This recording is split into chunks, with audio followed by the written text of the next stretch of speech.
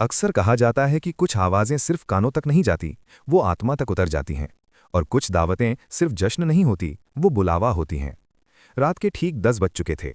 Kuwait के एक छोटे से शहर के किनारे एक छोटी सी मैदान में एक पुराना सा रिहर्सल हॉल खड़ा था। पीली पड़ चुकी दीवारें, जंग लगे गेट और अंदर हल्की सी गूंज।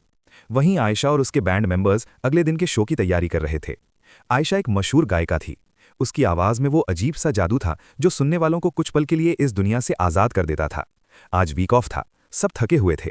किसी का गला बैठ रहा था, किसी के हाथ दुख रहे थे। सब बस घर जाना और आराम करना चाहते थे। तभी अचानक फोन बजा। हॉल की खामोशी में वो रिंग किसी चेतावनी की तरह गूंजी। आयशा ने फोन उठाया। दूसरी तरफ एक औरत की आवाज़ थी। आवाज़ ऐसी लग रही थी जैसे कोई बहुत गहरे कुएं से बोल रहा हो, भारी, ठंडी और अजीब। उसने कहा, मेरी बेटी की शादी है, कल रात आपको गाना है। आयशा ने थकान भरी आवाज़ में जवाब दिया, मैडम आज वीक ऑफ है, बैंड मेंबर्स अवेलेबल नहीं हैं। फोन पर एक पल की खामोशी छा गई, इतनी गहरी कि सांसों की आवाज़ भी सुनाई देने लगी। फिर वही औरत बोली, मैं डबल पेमेंट दूंगी। आयशा का हाथ वहीं रुक गया। उसने बैंड मेंबर्स की तरफ देखा। एक एक कर सबके चेहरों पर ख्यालों की रोशनी आ गई। वीक ऑफ या नहीं, ऐसा मौका बार बार नहीं मिलता। आयशा ने हल्की सांस ली और कहा, ठीक है, बता दीजिए फंक्शन कहाँ है। अगली रात सब एक गाड़ी में बैठे हुए थे। शुरू में रास्ता सामान्य था, लेकिन कुछ ही देर में अजीब सा एहसास होने लगा। रास्ता टेढ़ा-मेढ़ा हो गया। ऐसा लग रहा था जैसे किसी ने जानबूझकर इसे भूल भुलैया की तरह बनाया हो। न कोई साइन बोर्ड, न कोई स्ट्रीट लाइट, बस चारों तरफ अंधेरा और घने पेड़। गाड़ी के शीशों से बाहर सिर्फ साया सा जंगल दिख रहा था। कुछ देर बाद और भी अजीब हुआ। घने पेड़ों के बीच से गुजरते हुए अचानक रास्ते में बहुत सारे लोग दिखने लगे। सब अलग अलग कपड़ों में, किसी पर बहुत पुराने डिजाइन थे, किसी पर अजीब से लिबास। उनमें से कुछ से बहुत तेज और अजीब सी खुशबू आ रही थी। वो खुशबू इंसानों जैसी नहीं थी। उसमें मिट्टी, धुएं और किसी जली हुई चीज की बू थी। तभी एक आदमी आगे आया। उसकी आंखें जरूरत से ज्यादा चमक रही थीं। उसने कहा, आप ही वो बैंड है ना, आइए, शादी यही है। आयशा ने इधर उधर देखा। पेड़ों के बीच एक बहुत बड़ा बंगला खड़ा था, बहुत ऊंचा, बहुत पुराना। खिड़कियां अंधेरी थीं, लेकिन अंदर से म्यूजिक बज रहा था। दरवाजा अपने आप खुला। जैसे ही सबने पहला कदम अंदर रखा, एक ही एहसास सबके दिल में उतर गया, दहशत। वो हवा में थी, वो दीवारों में थी, वो वहां मौजूद हर चेहरे में छुपी थी।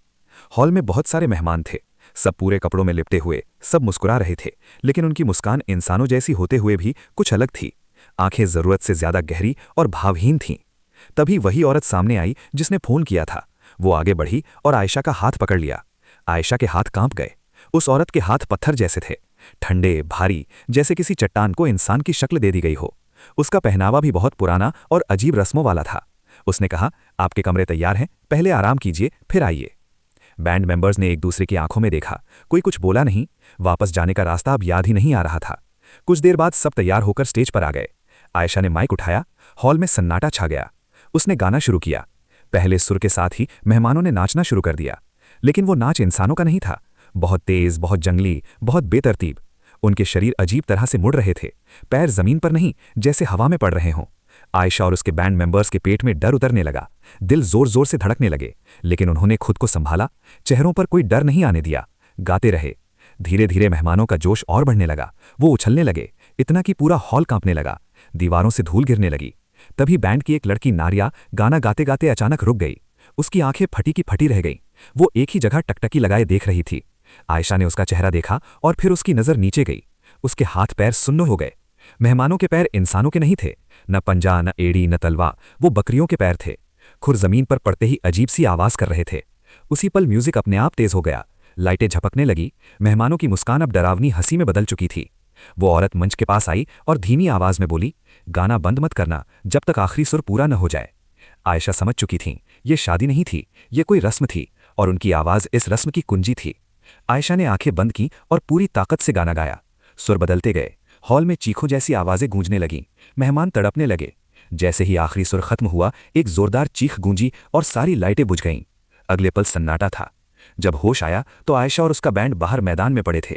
सामने वही पुराना रिहर्सल हॉल था। कोई बंगला नहीं, कोई जंगल नहीं। फोन आयशा के हाथ में था। स्क्रीन पर एक मिस्ड कॉल चमक रही थी। Unknown number.